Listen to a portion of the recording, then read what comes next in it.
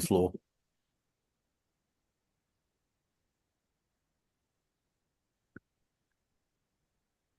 Ugh.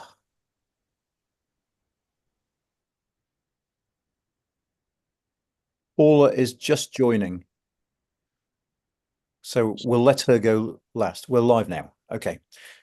Hi, everyone, and welcome to this latest in the UK and a Changing Europe series of lunch hours. Today, we're going to talk polling, where the Labour Party are, what's happening in the polls, what happened in the general election a little bit. Any questions you have, as ever, stick them in Slido, vote for the ones you want me to pose to the panel, and what a panel we have.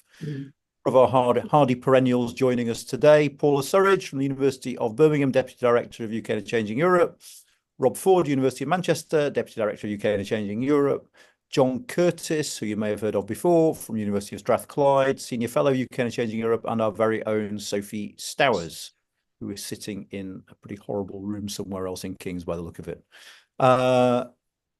Right, let's kick off with something very broad and very general, which is, how is the government doing so far, do you reckon? And Sophie, I'm going to pick on you.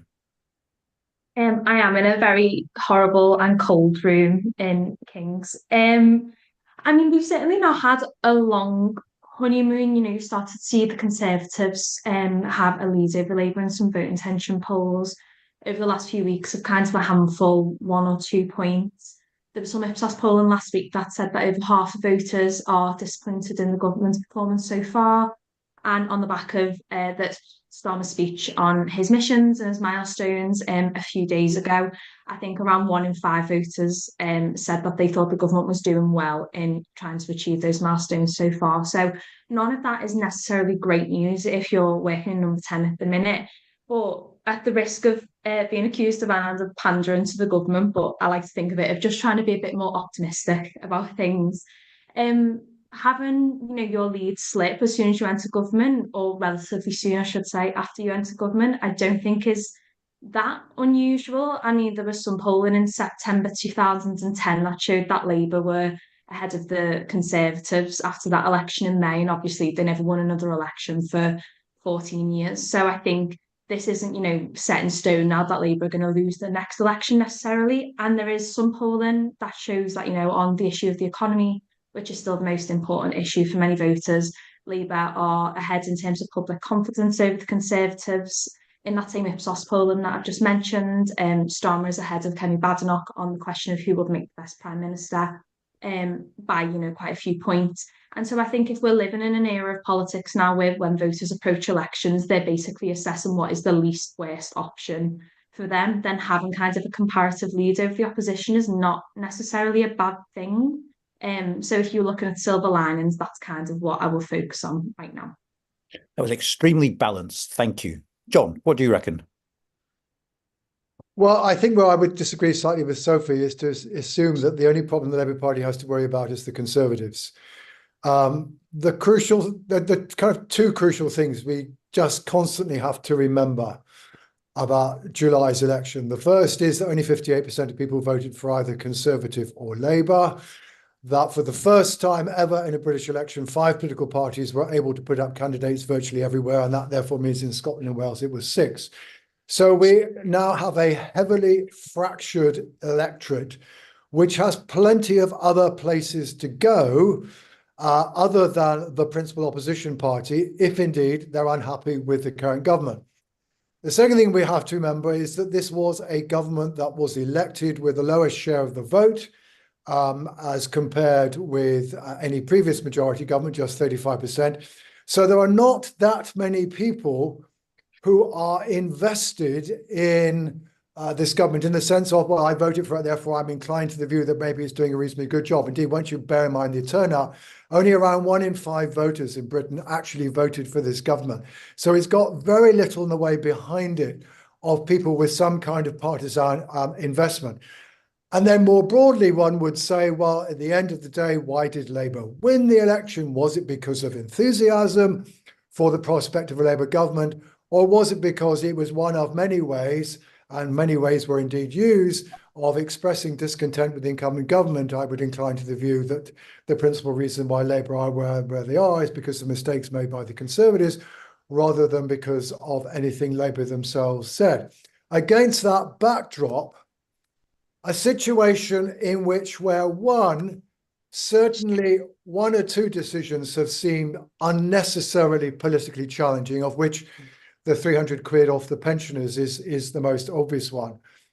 And secondly, a budget in October that was meant to lay the foundations for growth.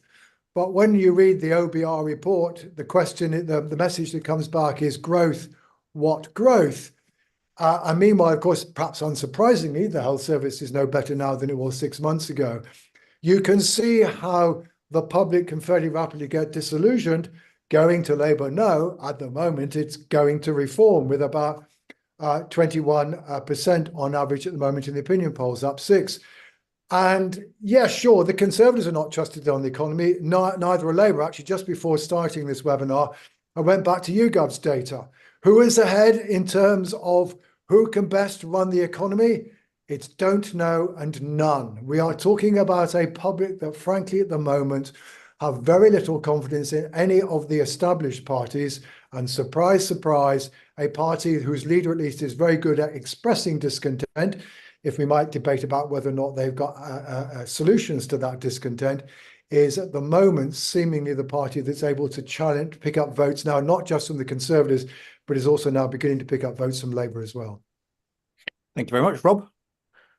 Yeah, I mean, it's a mixed bag, obviously, charitably. If you look at Keir Starmer's personal approval ratings, they've fallen very sharply, and he's performed worse on that metric than incoming governments in 2010, let alone 1997. Labour's vote share has fallen quite sharply in the polls, although one caveat I would mention that neither of my predecessors has mentioned yet is that we have an unusual set of pollsters in the field at the moment on voting intention polls, because the polls weren't awfully accurate in July, and a lot of the pollsters are now looking at their methods again. So I'm not sure yet what firm conclusions we can draw from the sort of unusual set of pollsters that we have currently doing VI polling.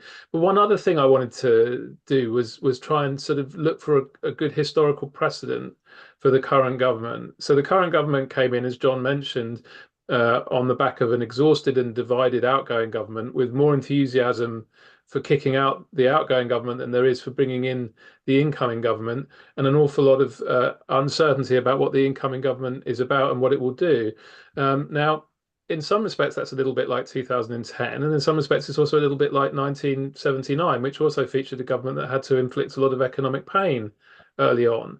And if you go and look at the 1979 polling, there's one encouraging similarity and one discouraging difference from now. The encouraging similarity is that then also the government's approval ratings fell very sharply at the beginning, and its standing in the polls fell pretty sharply too.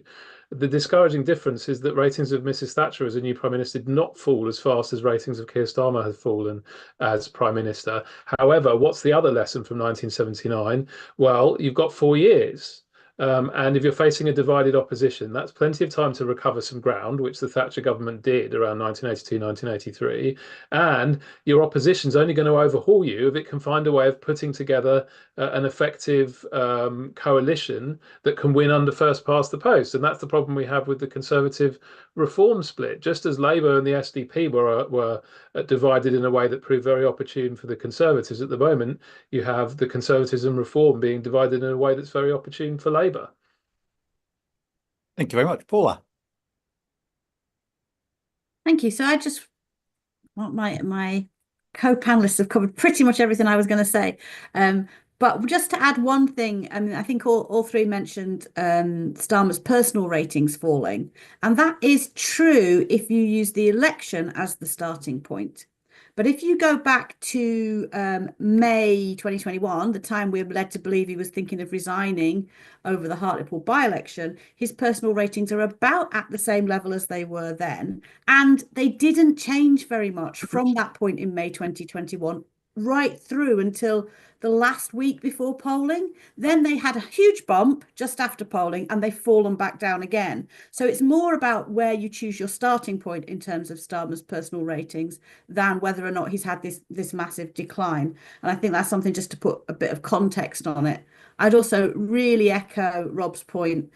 I think if I've added up correctly, we had 18 different pollsters producing final vote intention polls before the election, and so far we've had 6 of those companies produce a poll post-election. So some of the evidence we're working with is still quite patchy in terms of the polling, because there was a lot of variation between those polling companies during the run-up to the election, and we may see that variation again when we start to see a broader set of polls coming through. Interesting. Let me trademark the concept of shy pollsters. So you did say shy, didn't you? Yeah, shy with a Y. Sorry, as I was saying that, I was aware that that might be misheard. So, I mean, John's hinted at this, but Rob, I want to ask you, loath though I am to promote websites other than our own, you wrote a really interesting.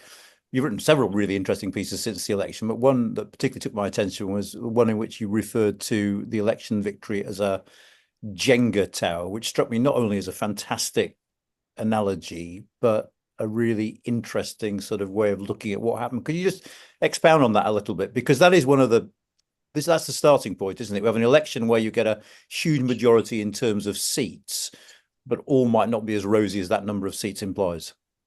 Yeah, I mean, with the Jenga tower analogy, I mean, I wanted a visually evocative image, but I also wanted to kind of underline that the result we got isn't necessarily just a matter of chance. It is also a product of the deliberate strategies of the parties. Labour's strategy was to aim for voters in the kind of socially conservative Brexit-leaning battlegrounds. That's where they sent all of their activists. That is the group, the so-called hero voters, as Deborah Mattinson calls them, that all of the Labour messaging was targeted at.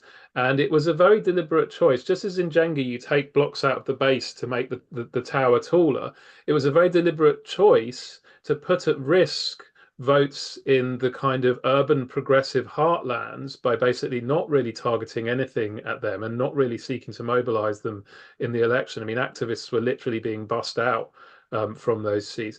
The calculation being it was worth putting those votes at risk in order to get the extra seats in very socially and attitudinally different seats that they were targeting from the Conservatives. So the result was a majority that's roughly the same size in terms of the number of seats as in 1997. But if you look at the majorities that each of those MPs has, at any given level of seats, the majorities are smaller. So the 100 most marginal seats are much more marginal. You lose about, John will have the exact figures on this, but I think that Labour loses perhaps 100 seats on a swing of 5%, which is much larger than it was in 1997. And even the very safest Labour seats are now much less safe than they were, because what happened in the election was Labour went up in the areas where it needed to win and went down in the areas where it started in charge, producing a kind of thin ice majority would be another way of looking at it.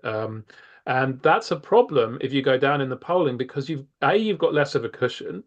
So if you're Blair and you're down 5 points in the polls in 1997, you're not really awfully worried because you've got such a big cushion in terms of safe seats.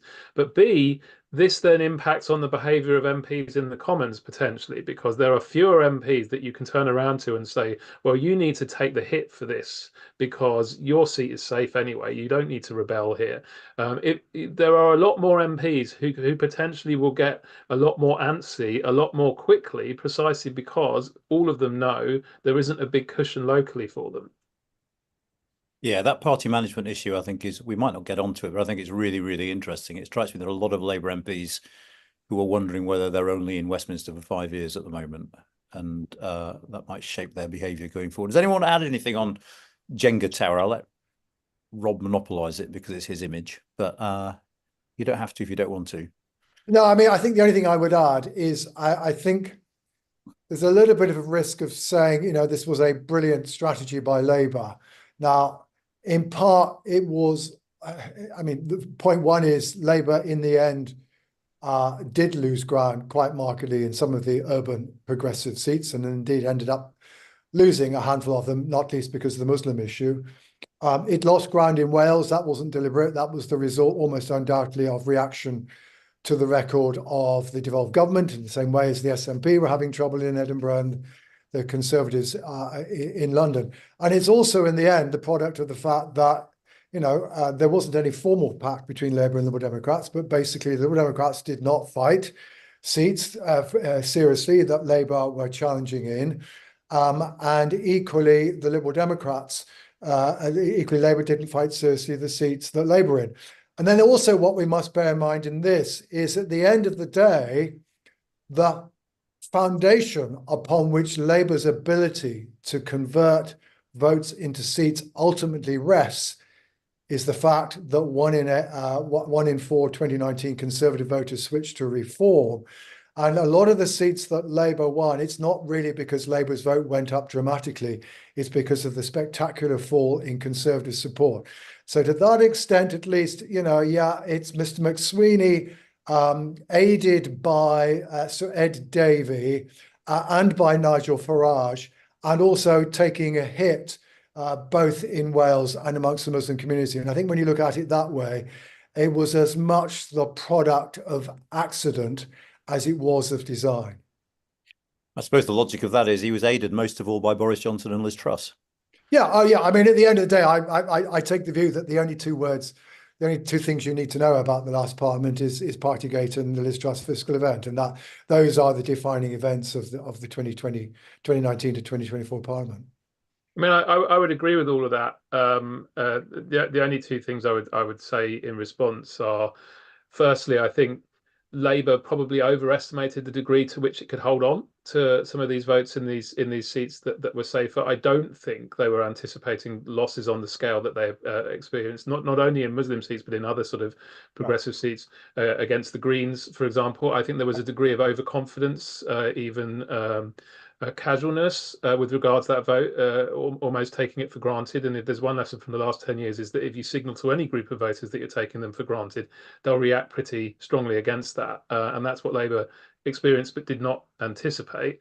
But I also think on the point with regards Farage, Truss, Johnson and so on, I mean, if you go back to the very first British election study book, they talk about the sailors and the wind. What is the sailor and what is the wind when the boat's moving very fast?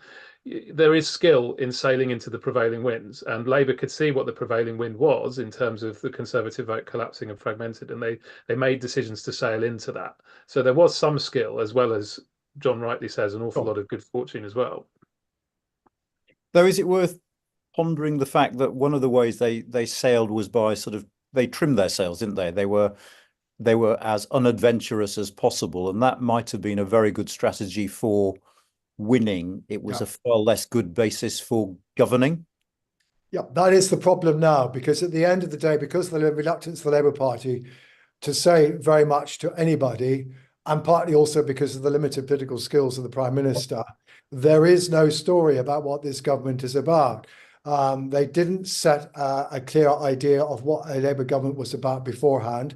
It's not entirely clear that they themselves have a collective understanding of what a Labour government is for. And once you get into government, that weakness gets to be exposed, because then other people write the narrative for you, and that narrative is not necessarily a favourable one.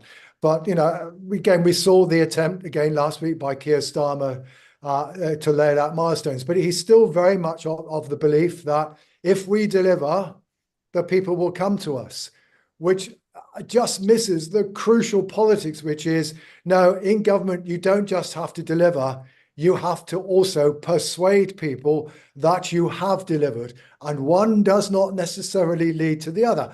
And I think, Paula made an absolutely crucial point earlier. The thing we really need to understand about Keir Starmer is that he has never been a popular leader. And what we're again simply seeing in government is a weakness that was very clear in opposition, again being exposed when in government, when you are just so much more inside the firing line. So I think in many respects, the trouble that Labour have hit is indeed a product of the very conservative, with the small c, political strategy in which they engaged prior to July. But more substantively as well, the Conservative strategy involved playing safe on the economy by ruling out tax increases, say. So it's not just about not defining yourself, it's also about ruling out certain things that you might regret ruling out the day after you won the election. And do you think, I mean, it's very easy to say, I mean, everyone understands that sort of nervousness of the Labour Party when it comes to elections. Whatever the poll lead, they seem convinced that they're going to blow it somehow, whatever, whatever the situation. But with the second national insurance cut that Jeremy Hunt brought in, I remember thinking at the time, surely at this point, I mean, am I being unfair? I mean, Sophie, I'm going to give this to you. Am I being a bit unfair by accusing them of being excessively, not just unfair, but deploying 2020 hindsight, I suppose, in saying they were just excessively cautious then? I think a lot of that comes from that, although they might not be saying it externally, I think there is a lot of recognition within the Labour Party that they were extremely fortunate with the set of circumstances they got in the run to the election. And I think there's that kind of I think there's an element of it being sort of almost beyond their control and not necessarily related to anything they did that makes it difficult now to pinpoint what worked in the election, because so much of it was actually not down to their own strategy or their own approach to the election itself. But I think actually something that's quite interesting when you look at how Labour is trying to kind of present its policy agenda in government is that the actual policies themselves are quite popular. So things like, the changes to minimum wage or workers' rights or house building, they're really popular if you present them. I think it was more in Commons did some work where they kind of presented these actual policy proposals to voters and they were very positively received, but the cut through is really low. And I wonder how much of that is to do with, the language of milestones and missions and so on. If it's so wrapped up in process, which is obviously a bit of a bugbear for Keir Starmer. You saw that in the frustration that he expressed in that speech he did a few days ago, but it's not necessarily something that has much cut through with voters, that they're not necessarily that concerned with, the insides of Whitehall and the changes that need making there. So talking about things in terms of process and stages and, assessments and statistics doesn't really have that same cut through. I think it kind of gets to what John said of you can achieve all these things, but if there's not a persuasive case of how you've done it or what it means for the future, it's quite hard to make that have any relevance to your average voter. I suppose one question that occurs to me, I mean, for any one of you, is it because they're a little bit boring, or is it because the electorate basically just has lost interest and faith in it'd be very, very hard to get listened to, whoever you were and however you said it, just because the electorate don't trust politicians, right? There's a big anti-politics mood out there.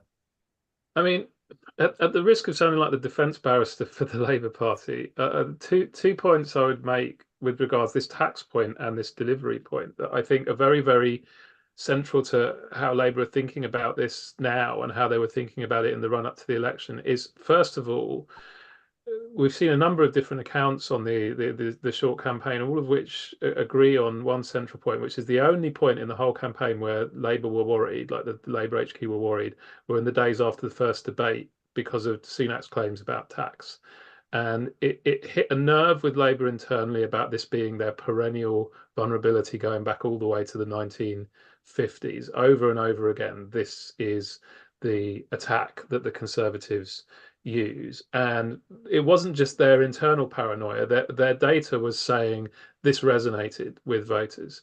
Right. Labour still are not fully trusted not to raid people's wallets. And of course, they did end up having to raid people's wallets. And that's one of the things that's really hit their popularity straight away. But on the delivery point, there's also a very strong belief within Labour that one of the things the Conservatives did, which they will ironically refer to as an achievement, is that they've beaten the hope out of voters. Voters no longer believe that governments can deliver change. This was something we noticed incidentally about UKIP voters way back in the day, that very often they would approve of the kinds of policies that Sophie was just listing. But then if you ask them, can government deliver those things, they would say no. And one of the reasons they were in the populist right camp is because they'd given up on government. It had failed. And so now they just wanted to protest. And I think one of the worries that really permeates Labour at the moment is that they can promise ambitious things. They can even deliver ambitious things. But if voters no longer, if they so lack the faith and trust in government that they just won't believe that these things have even happened, then it becomes a serious problem to actually persuade voters in the way that you need to in order to get re-elected. You cannot get re-elected as an incumbent government without having something about your record to champion. But I think the worry is that the environment now is so anti-incumbent, so anti-politics, that it becomes very hard to offer a credible record to run on. Yeah. So on the back of all this, and Paul, this is for you to start with, should Kemi Badenoch be feeling quietly satisfied and pleased with herself? Well, on the back of all this, an unpopular Labour leader who's never been popular, Labour struggling to get their message through, she's still further behind that leader than Rishi Sunak was in the rating of who would make the best Prime Minister. So I don't think it's cause for self-satisfaction particularly. But I think the thing to highlight on those questions is something that John alluded to as well. When pollsters ask any of these questions at the moment, the largest categories are neither or don't know. And I think we need to take that on board, the fact that people have turned away from the main parties, but also take on board it's only, 6 months since we had an election. An awful lot of people really aren't paying that much attention to what's going on. So actually, we're talking an awful lot about these troubles in the polls, but a lot of people aren't tuned in enough to know one way or the other at the moment. And I think that's something else to bear in mind, that actually there's still a lot of, we've had an election, let's see where it goes, rather than definitive takes on the government one way or another. Anyone else on Kemi Badenoch and where the Conservatives are, whether they should be pleased with where they are or not? Well, apart from doing a mea culpa on immigration, she's not said much, and my understanding is that she isn't going to say much. She's engaged in this consultation exercise within the party, though doubtless ultimately the product of that consultation exercise will be not a million miles away from what she wants anyway. I mean, I think she is clearly intellectually very able. If you look at her website, it's clear that she's read work by Rob Ford and various other people. She's not unaware of what some of the electoral studies and sociological studies have been saying about the challenges facing Britain. But of course, her weakness hitherto, and she has now acknowledged this, is that, as it were, she is somebody who behaves as though she is in a university seminar rather than as a politician who has to win friends and influence people. In other words, if she sees somebody or hears somebody say something she disagrees with, she's rather keen to explain to you why she disagrees, as opposed to fudging and all those other arts that politicians need to have. So I think she's clearly a work in progress, but perhaps not necessarily to be underestimated.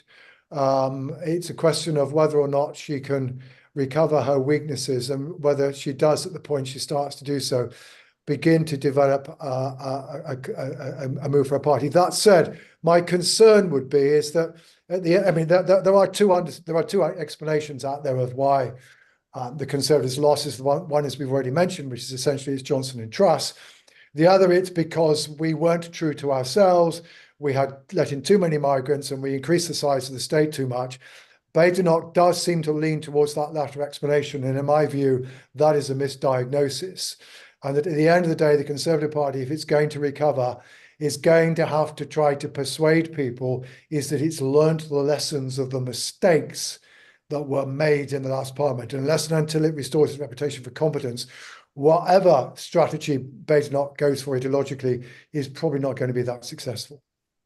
I mean, I wanted to add something to what John just said, because there was a thing I read recently that I thought really underlined how Badenoch's kind of university seminar tendency can undermine one of the central jobs she's got as opposition leader, which is to demonstrate her party's changed.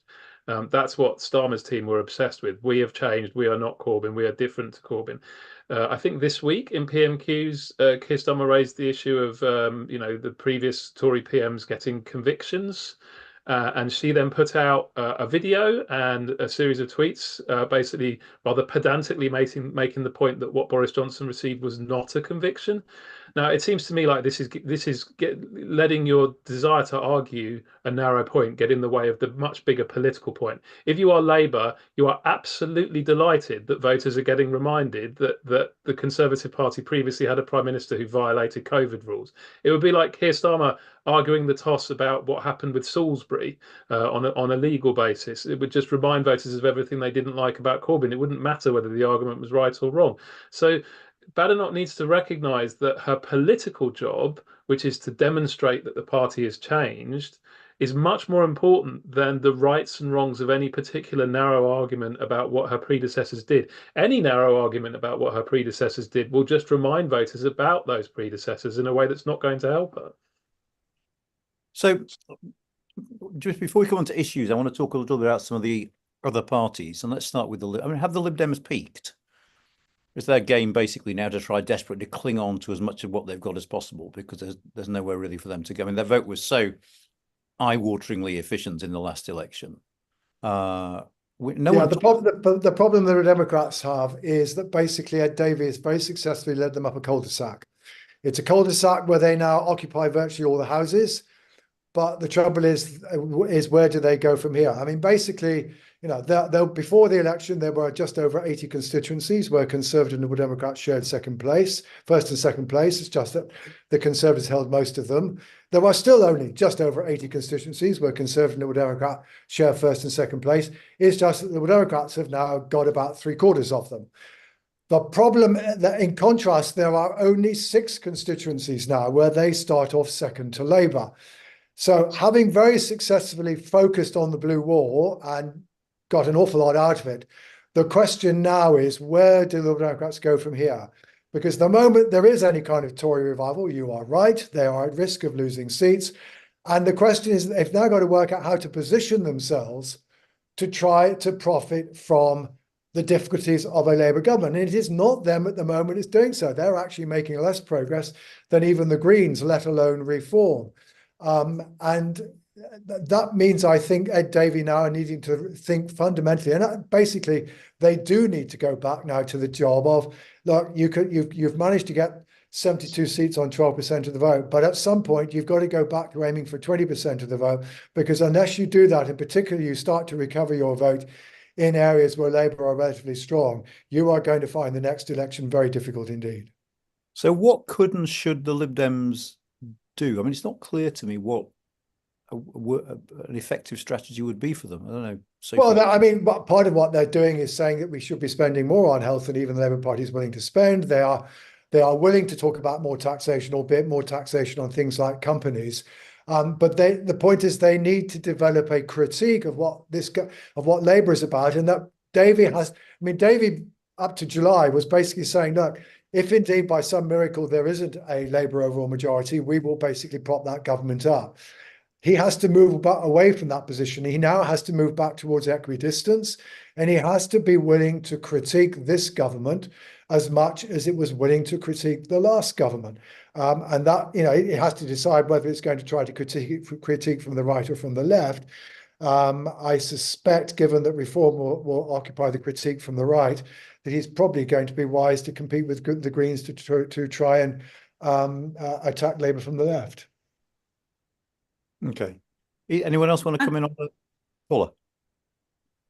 Far be it from me really to disagree with John, but I think there are some dangers in that strategy as well. And there is a danger you've got a panel here that all just agree with each other. So I'll throw in an alternative potential take.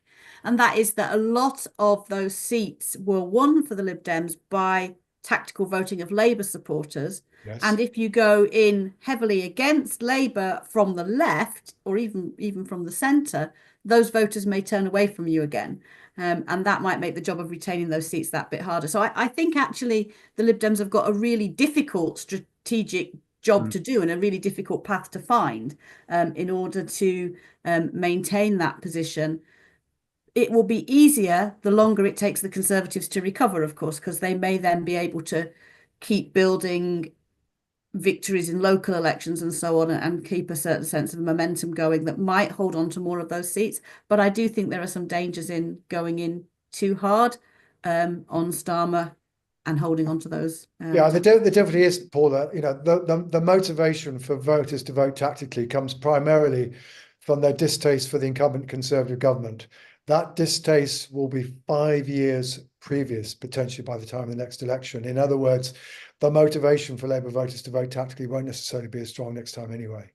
That's true, but the Labour voters that voted tactically, if I just throw another kind of devil's devil's argument in here, the Labour voters that voted tactically are more left-leaning and more liberal than many of the other Labour voters, and certainly the Lib Dems. So there's a sense in which they're the kind of never kissed a Tory brigade, and they're not necessarily going to fall back in love with the Conservatives over this Parliament if the Lib Dems can hold on to that kind of interchangeability that they've seen. And I think there's a real danger there. But I think it's an almost impossible path for the Lib Dems to find, and wish them luck in doing so. I mean, I would just like to add into this sort of polite disagreement discussion, which is very unlike us. I probably lean a bit towards polite or the Paula's, disagreement. The disagreement. We all agree with each other. Lean a little bit towards Paula's position. I think on two grounds. Firstly, I think that the Liberal Democrat cohort now, I mean, they're probably going to lose some of those seats, come what may, but the bulk of it, the safest ones. I mean, firstly, incidentally, John, they're the opposite of the Jenga tower, because they've got more seats with 50% of the vote than as a proportion of their total seats than any other party now. So they're winning absolute majorities in a lot of these seats, which does give them more of a cushion than, say, Labour MPs have.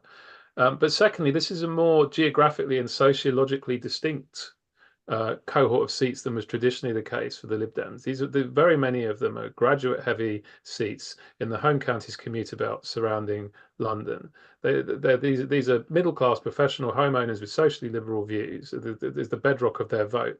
And so I think saying that they're rowing in behind Labour as a kind of home counties CSU to Labour's CDU has a certain sense to it, in that if you think that the Conservatives are going to remain very much on the socially conservative Eurosceptic right, because there's probably a local majority for that kind of politics in most of these seats, point number one. And point number two, I'm not really sure equidistance is going to be tenable, even in the short term, and it's potentially damaging to your efforts to build that local majority, because if you say we're ruling out alliance with the Conservatives, then that makes it very clear what your local map is in terms of which streets you're knocking on, which parts of the seat your votes are coming from. Whereas if you're saying about equidistance, then for several years, as you're trying to build up, as Lib Dems like to, local sort of fortresses, you're not sure where your vote is. Are you going to be trying to get soft Tories? Are you trying to get Labour tactical votes? You know, isn't that going to rather depend on which side you end up hopping off the fence onto? I think what both of you are doing, both of you saying, well, they've got to hang on to what they've got. Yeah. But you're implying that they leave to Reform and to the Greens, picking up the dissatisfied vote of Labour voters. And you're also saying Liberal Democrats essentially now need to accept that they are a party of a particular section of England, as opposed to a nationwide party, and that therefore they are never going to go back to the levels of support they had routinely all the time between 1974 and 2010. I mean, it may well ensure that they don't disappear, but it's not a strategy for getting them back into being significant players of the kind that they were for much of the 80s, 90s and noughties. I mean, that's fair. That is my starting assumption.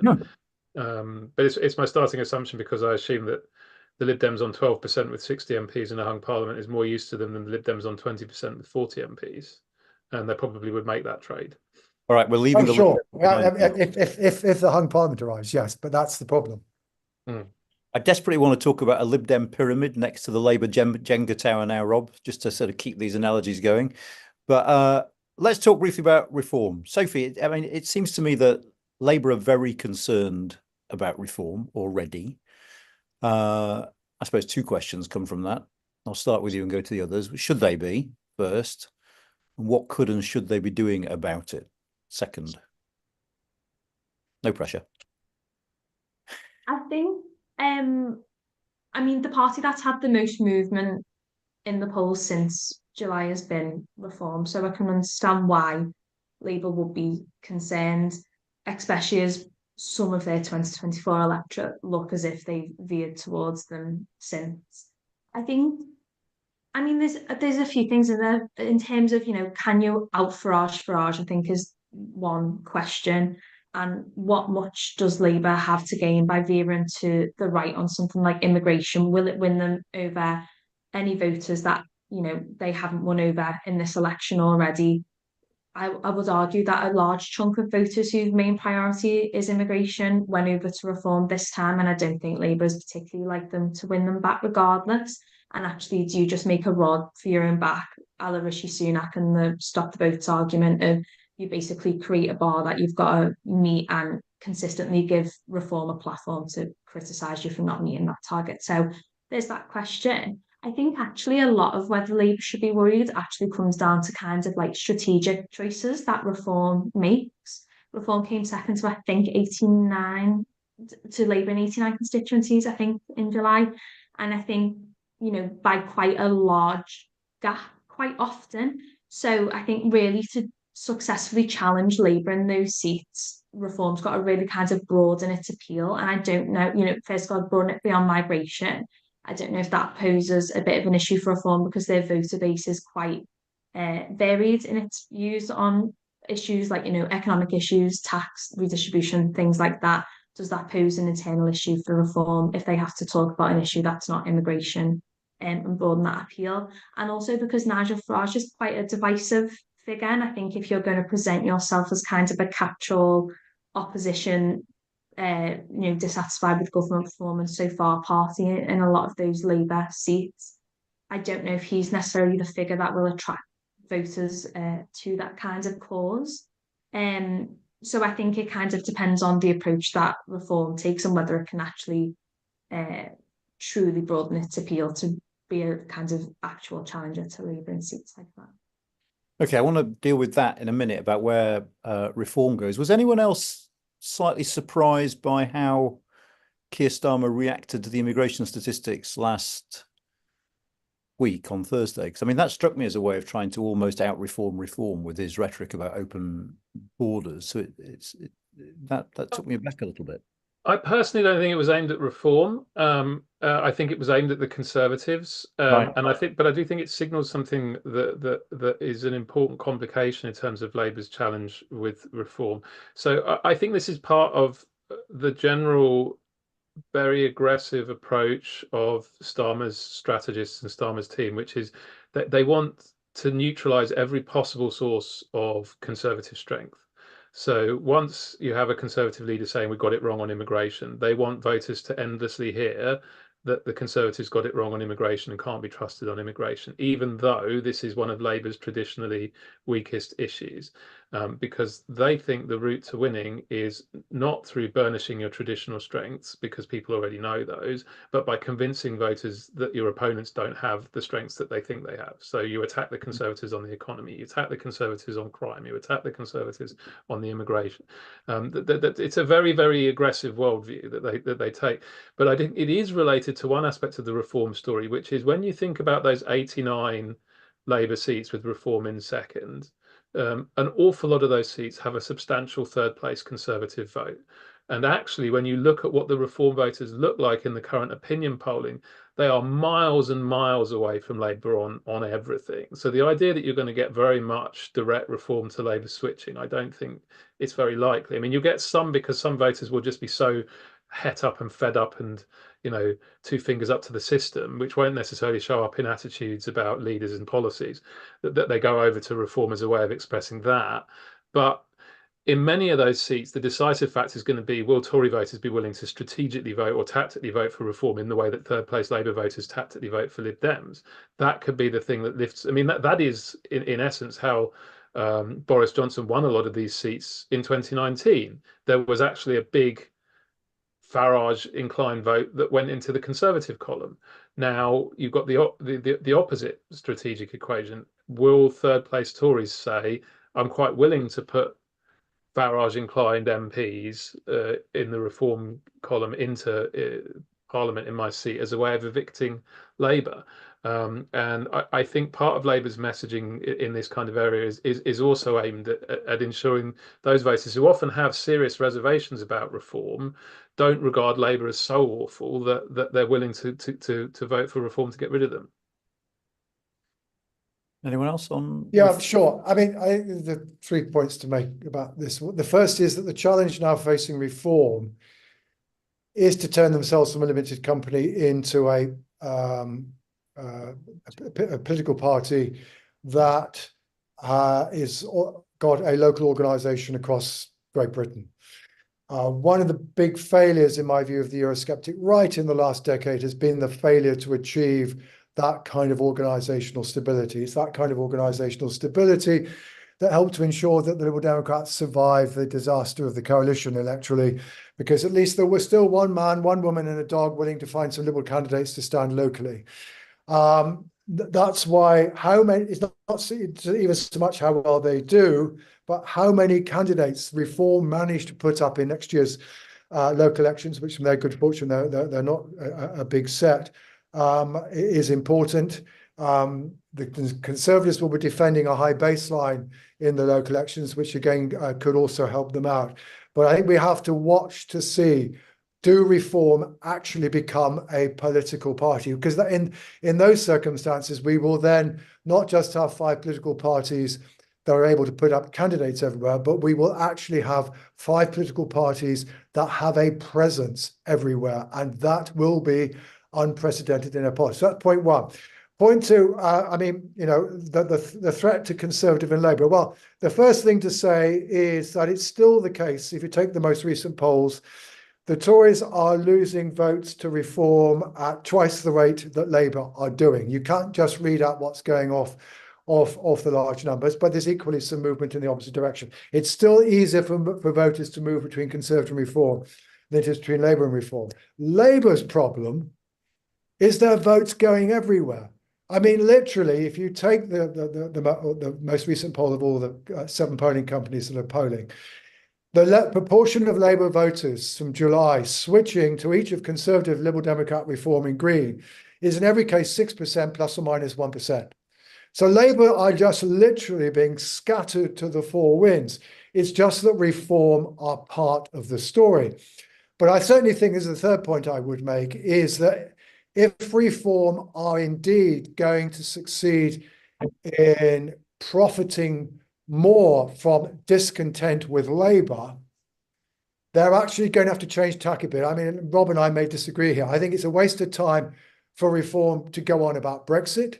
It's probably a waste of time for them to go on about immigration, because most Labour voters want to be inside the European Union.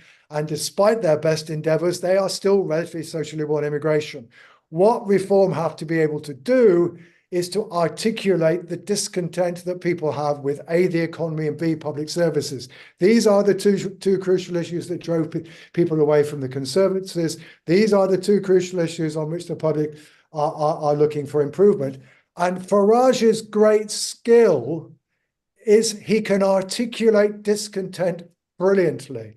I think the best speech that was given during the election campaign was Farage's speech at the time of the launch of their contract. It's a brilliant articulation of the discontent that he felt the public. And the point is, he can say it in a way that Starmer can't do, that Badenoch can't do, that Davey can't do. None of them can capture the zeitgeist.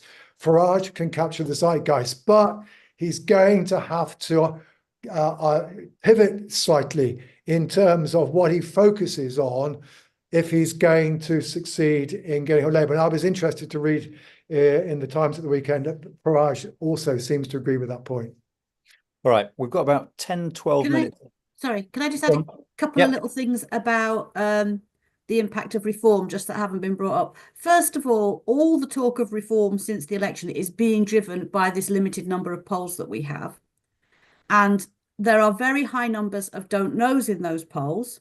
And the thing that has been concerning me over the last week or so is that female voters, who are much less likely to support Reform, are also much more likely to be in that don't know camp. So the one poll we saw that had Reform above the Conservatives, the Find Out Now poll, 40% of female voters in that poll were undecided. That's going to skew the headline figures towards Reform just a little bit every time, and we're being driven by that narrative.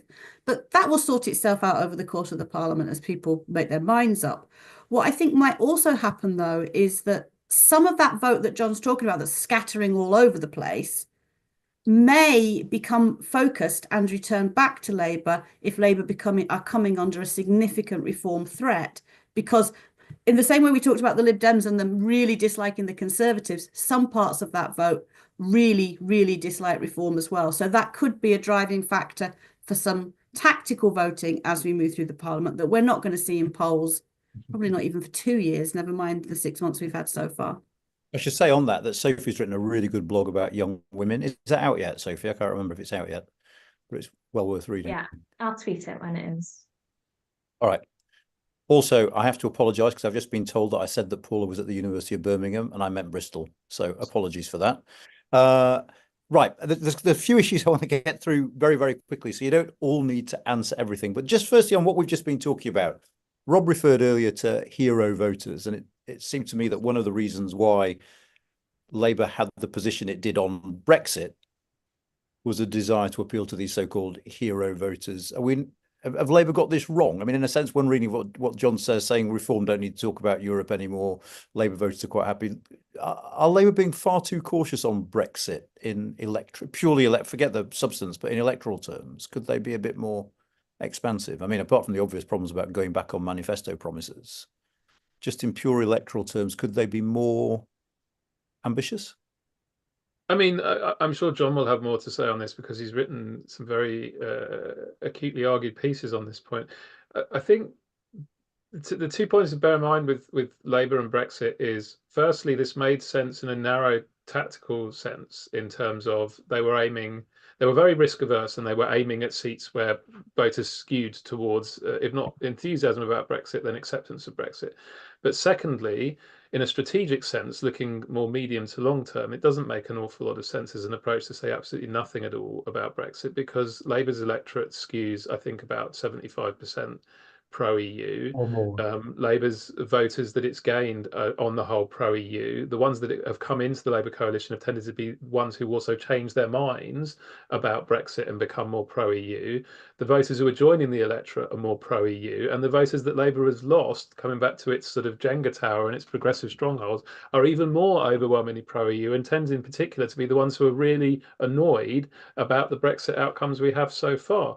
So it seems to me that there are quite a lot of electoral wins pushing Labour in a pro-EU direction, and one win pushing it the other way and encouraging it to tap the other way, which is geography. But over time, that geographical effect will likely weaken because now it's not just a case of you've got to defend Brexity seats which are marginal. You've also now got to defend a lot of quite Remain seats that are marginal. So it seems to me that the risk aversity made sense at the beginning of 2024, but it may well not make sense even at the beginning of 2026, let alone the beginning of an election year several years after that. So all the signs would suggest they need to reopen this conversation at some point, but they don't at present seem very keen to do so. John may have ideas about why that might be, or someone else might do. I don't know why they're being so quiet. Yeah, I mean the interesting thing about, as it were, Labour's silence on Brexit and its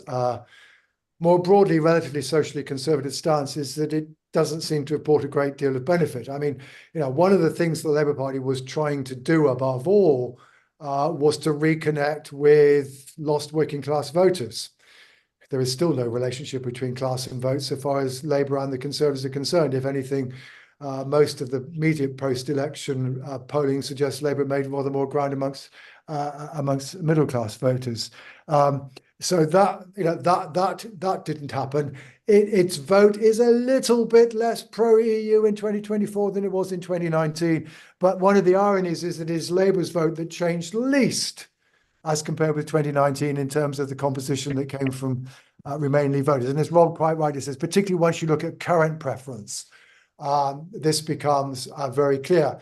The difficulty, I think, for any of us making a recommendation is that, ironically, I think it might prove to be at least as difficult for Labour to try and engage in incremental sotto voce change as it would do to engage in a much more substantial reversal of its position. Because one of the things that strikes you, once you start asking people about some of the detail of the ways in which the Brexit relationship might be softened, and you kind of say, well, should we align our regulations in return for not having customs things, or should we be willing to have a youth mobility scheme in return for being able to get something else? The point is the problem with trying to amend the Brexit arrangements is that the trade-offs become very, very explicit. And therefore, voters are potentially put off unless, and this is the point, what we don't know is how voters would feel if indeed, instead of Rachel Reeves going to Brussels and having a meeting, but not really talking about it at home, the Labour Party were start to advocate for some of the changes they do want to make in a much more open manner. Would that or would that not mean that they begin to be able to persuade the electorate? And I think, that's a very, very difficult question to answer, because in a sense, we are asking voters a question about their attitudes towards Brexit at a time when they're getting very, very little input from their politicians on the subject. So this, I think, does create a crucial uncertainty. But certainly, at the end of the day, the big question, of course, is if you believe, and this is obviously a matter of debate, and I'm not expressing a view here, but if you believe that a closer relationship with the European Union is essential to achieving higher rates of growth, and given higher rates of growth is central to this government, then you're kind of going to say, well, however difficult the politics, you ain't going to achieve your economic objectives unless you do something about the relationship with the European Union. Okay, one other thing that I just wanted to touch on, we've got so many questions in, I'm not going to be able to get to most of them, is the question of just how significant a threat the Greens are. We haven't really talked about them yet. They did pretty well in the general election. They're the threat, the obvious threat to Labour from its left. Sophie, just to start with you, are they a serious threat? Could they be a serious threat? I suppose local elections next year might be an interesting pointer. I mean, post-July, they've certainly kind of become like formalised in Labour's mind as a real threat in what they might otherwise consider kind of stronghold constituencies.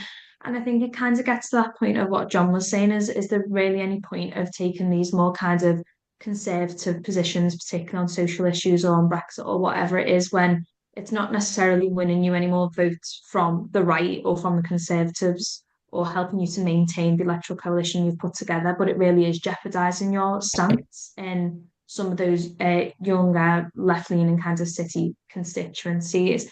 And particularly when, if the Greens continue to be able to stand a large number of candidates in council elections and in most constituencies in the general election, I think if more voters are presented with the opportunity to vote for them, particularly if Labour continues to kind of steer to the right, maybe because tackling reform is their priority internally, then there really is a chance for them to grow. I think the issue that faces the Greens is that they've now got these MPs in Parliament, and they're actually from quite a kind of varied collection of constituencies, and you're seeing them pulling in very different directions in response to local pressures. Within weeks of the election, you have the co-leader voting against the construction of a solar farm, I think, in his own constituency, which is not necessarily a very greeny thing to do. I think a lot of his voters would argue. So I think it's whether you see that those hyper-local pressures actually pulling the Greens in a different direction, and I think actually affecting their ability to pose a real significant challenge from Labour from the left, because it just gives Labour way more ammunition locally to kind of deplete the threat that they pose. Anyone else on the Greens? I mean, the only thing I would say on the Greens is that if we're thinking about possible parties Labour could work with in a hung parliament, then the Greens become much less of a threat than Reform, because I don't think that it would be very difficult for Labour and the Greens to find some sort of a modus operandi, whereas there's absolutely no prospect of Labour having any kind of a modus operandi with Reform. So, I mean, we're not yet at that point, because we're still thinking about politics in terms of, a 400-seat Labour cohort, massive Labour majority and so on. But because so many of those majorities are very low, and because the voting patterns are so fragmented, and as John says, because we're talking about 5 or 6 parties competing everywhere now, we really should be thinking about the possibility that in future we're going to be looking at multi-party governments. And if Labour is forward-looking, it should be thinking about, well, which of these parties that potentially challenge us are we willing to work with in the future? And in that sense, all of these Green challenges, Labour might be more sanguine about than they would be about challenges from some other quarters, simply because the Greens are not going to prop up a Tory government. I mean, they've said that many times, and I think they mean it. Paula, anything on the Greens? I think if I just draw across the different parties, we're talking about the Greens and we talk about Reform and the Lib Dem and various other parties as if they're homogenous groups of voters, but the Greens won voters for very different reasons in very different places, which makes that coalition hard to hold together. That's also true of Reform. Reform won different types of voters in different types of places. At the moment, that isn't proving a problem for them. It could do in the future. And I think it's just really to reiterate what we started out with, that what we've got is a very fractured and fragmented system within parties, within constituencies and so on. And that's just going to lead to electoral volatility. Seems to be bounded around a lot. I mean, electoral earthquake after earthquake or tremor after tremor as these different groups move around. This is very good for business for you four, at least, I'd have thought. Earthquake after earthquake. Right, as a final question, because we're about to run out of time, Anonymous has been staring me in the face here, saying, essentially, why should we even care what the polling says, because we're so far away from a general election? And I suppose it is worth making the point that we are a long way from a general election, and no one's trying to predict what will happen here, but it's worth knowing what's going on in terms of public opinion. The short answer is Scotland and Wales. Right, we are not that far away from devolved elections for bodies that have significant domestic policy inputs and which could provide a significant platform for reform if they were to succeed in those elections. Now, it may be a platform they blow, but we are not so far away from elections that potentially has significance. And of course, the Labour Party is also toying reportedly with ideas for more elected mayors. They're not quite sure they should do that. One of their good fortunes is that most of the mayors got elected earlier this year, and therefore they're not likely to be re-elected until towards the fag end of this current government. If they decide to increase the number of mayors, they will be at risk of increasing the opportunities for their opponents to acquire significant positions that can be used again to advance the party's political cause. I'm afraid politics rarely stops. Enjoy Christmas, because come the new year, the politics will be fairly fierce, even though we are, yes, in Westminster terms, seemingly a long way away from another election. Cue dramatic music. There you go, Anonymous, from the proverbial horse's mouth. That's the answer to your question. We have now definitively run out of time. John, Paula, Sophie, Rob, none of whom is at the University of Birmingham. Thank you ever so much for that. We'll come back and revisit this to the great delight, no doubt, of Anonymous at some point early next year.